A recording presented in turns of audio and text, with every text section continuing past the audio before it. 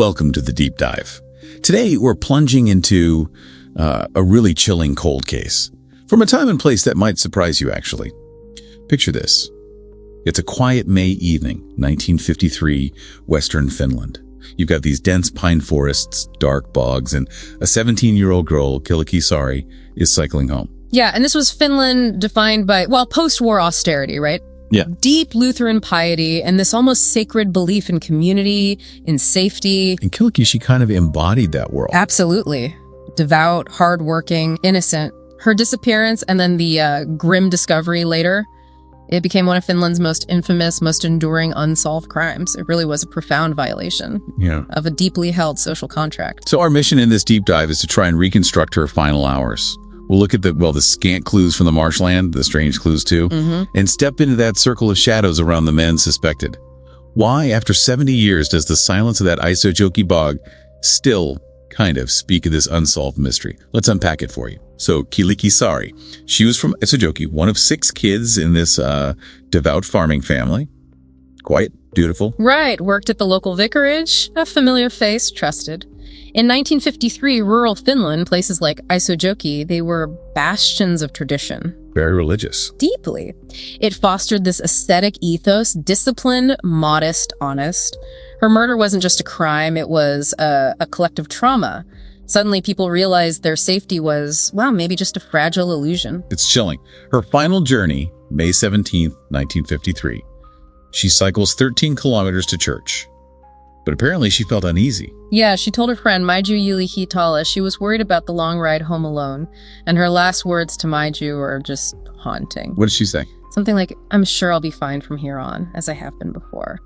Then she was seen one last time by a local man, Jaakko Lätimiki Tajaska, and then gone. Vanished. And, the alarm wasn't raised immediately. Typical, perhaps, parents thought she'd stayed with a friend. But by May 20th, a missing person report was filed. Hundreds of volunteers joined the search. It really intensified. And then they found something.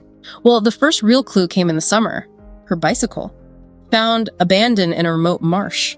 Ah, okay. So that confirms foul play. Exactly. No accident. The family was so desperate they even consulted a Swedish clairvoyant, which is just fascinating, isn't it? Modern policing meeting these deep folk beliefs. Wow. So the search continued. Yes, until October 10th. Agonizing wait. A searcher finds her shoe, her headscarf, and strangely, a man's sock in a bog. A man's sock? Yeah. And the next day, Kyllikki's body was discovered. Shallow grave in the bog, partially clothed, her jacket wrapped around her head.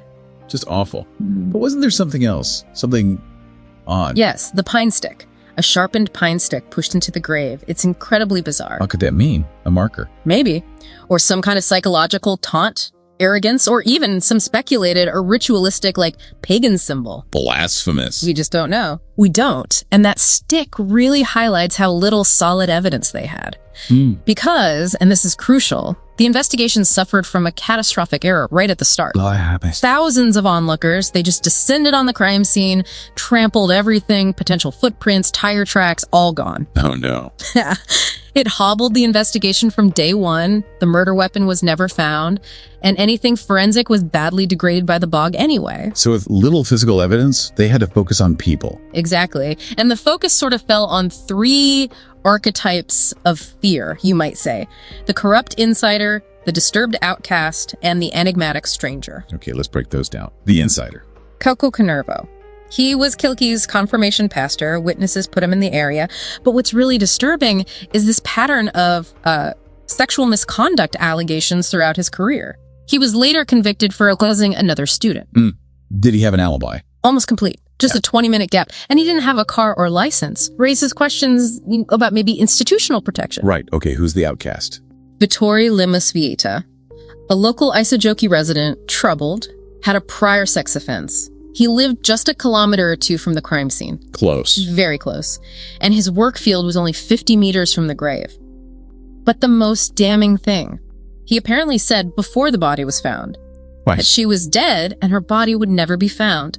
Plus a shovel, maybe the one used for the grave, was found in his field. That sounds highly suspicious. It does. His family provided an alibi, maybe questionable, and his brother-in-law, who had his own criminal issues, suspiciously fled to Sweden around that time. Okay, and the stranger?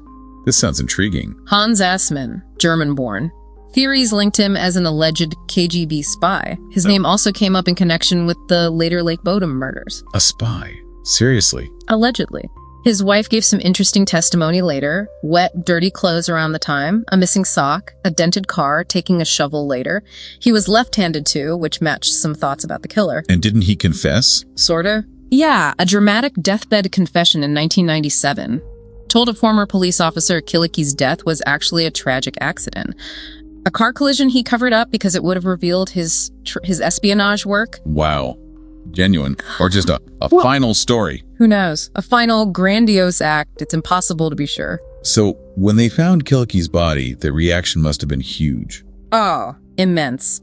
A national outpouring of grief. Her funeral, October 25th, 1953, estimates range from 25,000 to, some say, 100,000 people attended. Incredible. It was this raw, public display of fury.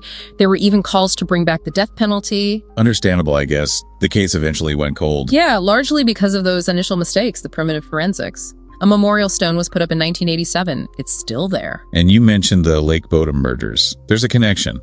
People often see them as twin traumas for Finland. Kyllikki's murder was like the death of innocence for old Finland, shattering that rural safety myth. Bodom, a few years later, felt like a new kind of fear for New Finland, violating the new freedoms young people had. And Assmann is the link. He's the shadow linking both, at least in some theories, a dark, unifying figure. So wrapping this up for you, the listener. Over 70 years have passed. The suspects are dead. The file's open, but frozen. Was it the priest? The outcast? The spy? Someone totally unknown? We just don't know. The killer's identity is still a secret held by that bog.